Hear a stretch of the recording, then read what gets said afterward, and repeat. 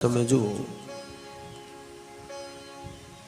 બલિ મહારાજને એની ઉપર આમ ભગવાને ચરણ મૂક્યું ને, એટલે ત્યારથી નક્કી થઈ ગયું બલિ આજથી તું મારો છે અને ભગવાનનો બની જાય એને તો શું વાતની કમી હોય.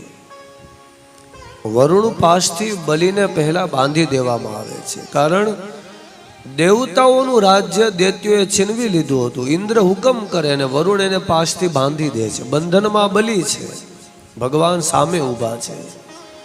જેની સામે ઈશ્વર હોય એ બંધાણેલું તો કેવું લાગે. પણ છતાં એ સમયે જે ઘટના બને છે એની 5-10 મિનિટ આપ લોકો સુધી વાત કરવી છે.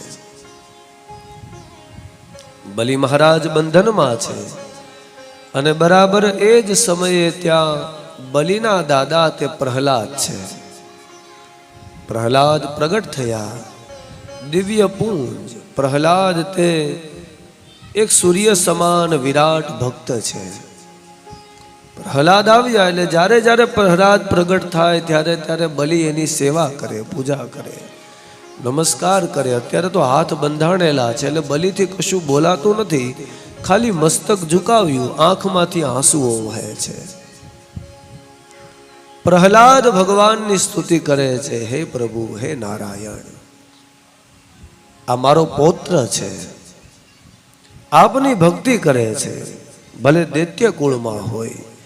જેમ મેં આપની સેવા, મેં આપની પૂજા કરી, બસ એ જ રીતે બલિ પણ આપનો દાસ છે. સુખદેવજી મહારાજ આ વાત પરીક્ષિતને કરે છે કે હે પરીક્ષિત, સાંભળો, ભગવાને પોતે પણ બલિને થોડો હચમચાવવાનો પ્રયાસ કર્યો હતો જ્યારે દાન લેવાનો સમય આવ્યો ને ત્યારે, કે કદાચ આનો સંકલ્પ ડગી જાય. આ તો બલિ છે, ના, ગમે એટલા કારણો બને, હું દાન આપીશ, આપીશ અને આપીશ. આપવા માટે થઈને જો મને કોઈ એવું કહે કે તું દે તો હું બધું જ આપી દઉં. ભગવાન ડરાવે છે, શુક્રાચાર્ય રોકે છે, પોતાના ભાઈઓ એનો સાથ છોડીને વયા જાય છે, છતાં બલિ પોતાનો સંકલ્પ મૂકવા માટે તૈયાર નથી. તમે જુઓ, અને એ સંકલ્પનું પરિણામ બંધન ન હોઈ શકે. દાન તો મુક્ત કરે, દાન બાંધે નહીં. અહીંયા પરિસ્થિતિ થોડી વિપરીત છે.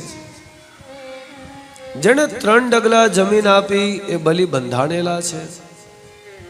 આવું જોઈ અને પ્રહલાદ ત્યાં પ્રગટ થાય છે અને ભગવાનને કહે છે, હે પ્રભુ, એ આપનો દાસ છે, એને મુક્ત કરો. ભગવાન કહે છે, પ્રહલાદજી, આપ ચિંતા ના કરો. કેમ? એને રસાતળનું રાજ્ય આપવું છે બલિને. બંધન તો હમણાં છૂટી જશે. બંધન તો સંગના હિસાબે છે, કૃપાના હિસાબે નથી. દૈત્યના સંગમાં રહે છે બલિ.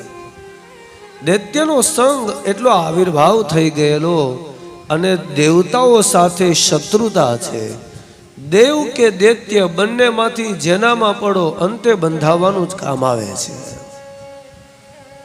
દેવ કે દાનવ, અંતે બંધન છે. એને સમયે છોડવા માટે થઈ અને બલિ રાજાને ભગવાન દંડ આપે છે. ભક્ત માટે દેવ અને દાનવ આ બંને વિખવાદમાંથી દૂર રહેવાનું. મારા તારાના ઝઘડામાં ભક્ત ન પડે, નહીતર દુર્દશા થાય.